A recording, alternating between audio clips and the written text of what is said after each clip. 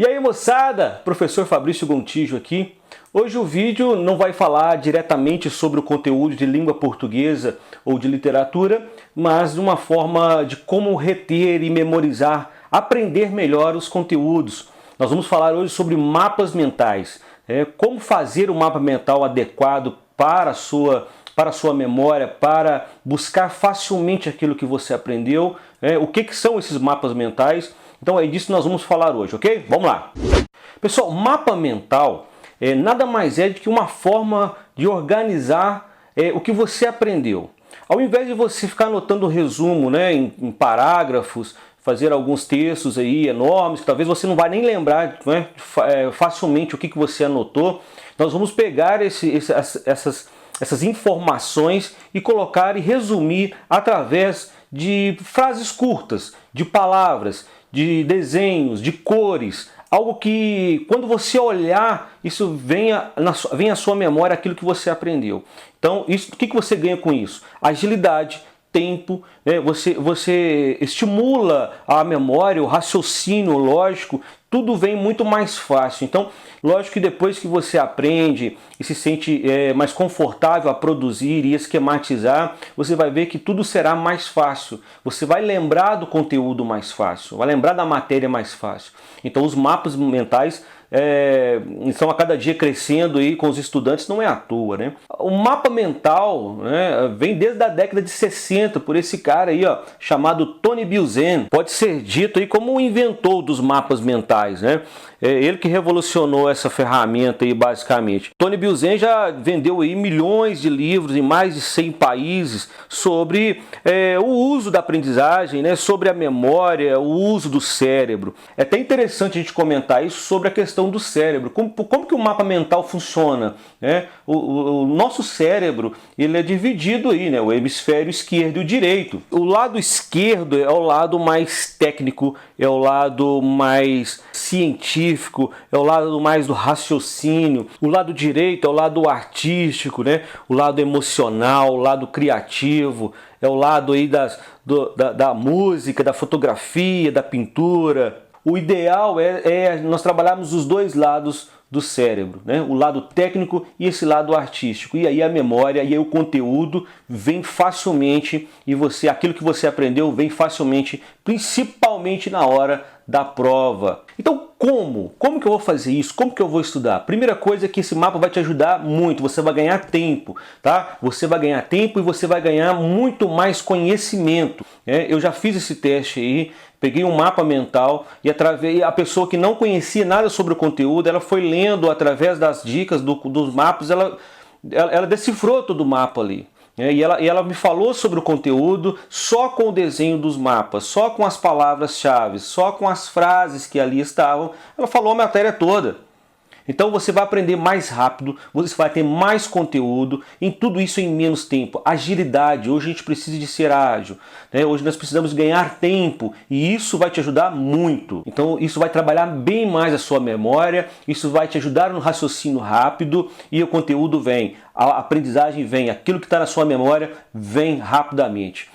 Então vamos lá, vamos ver como que nós vamos trabalhar com esses mapas mentais. Uma coisa importante. Você deve fazer o seu mapa, tá? Você vai encontrar aí mapas mentais pela internet, mas isso não adianta. Por que não? Porque você tem que colocar a palavra-chave que serve para você. As frases que vão fazer você lembrar do assunto, o desenho, o ícone, o desenho que vai te ajudar a lembrar do conteúdo. Então é você que tem que fazer, cara. Não adianta se preocupar com arte. Eu vou fazer o desenho bem feito, uma palavra bem escrita, uma letra maravilhosa. Esquece isso. O negócio não é um trabalho de artes. O negócio é que você tem que ter palavras que vai te ajudar a lembrar o conteúdo. Tá? Então você vai usar muitas cores, você vai usar palavras curtas, você vai usar um papel em branco, que a partir desse papel em branco você vai desenhar e vai escrever.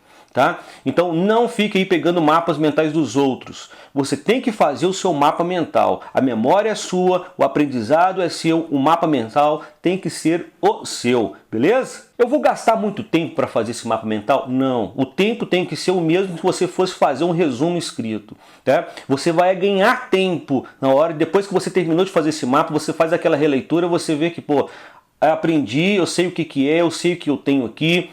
Na hora que você for fazer o mapa mental, tá certo, vai lá, anote o que você precisa, faça um breve resumo, tá, do que você tem. Depois desse resumo, você transforma esses parágrafos em palavras-chave, em desenhos, em frases. Aí você vai organizar bem. Você vai organizar e você vai ganhar tempo com isso, tá? Você vai ter agilidade para aprendizagem, isso que é importante. Outra dica, estude os mapas mentais antes das provas, dá uma olhada. Vocês que estão aí no ensino médio, faça, estude e deixe esse mapa aí, faltando alguns dias para as provas, aí, dá uma olhada no mapa para que venha à sua memória rapidamente, você lembrar do desenho, lembrar das cores, lembrar das frases, e isso vai te facilitar muito. Você vai ver que você vai ter uma melhora, né, nas suas provas a partir da produção dos mapas mentais. Então vamos aqui, vamos ver uns exemplos aqui. Primeira coisa, cores. Olha aí, você pode usar canetinhas, lápis de cor,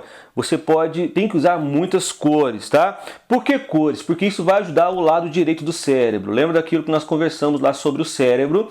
Você vai usar isso para estimular ainda mais o cérebro e estimular ainda mais a memória. Então nós vamos usar cores, ok? Seja lá se você vai usar na canetinha, no lápis de cor, se vai usar no computador, no tablet, nós temos que usar cores, ok? Letras grandes, se possível, para chamar a atenção do olhar, chamar a atenção visual, chamar a atenção do seu cérebro.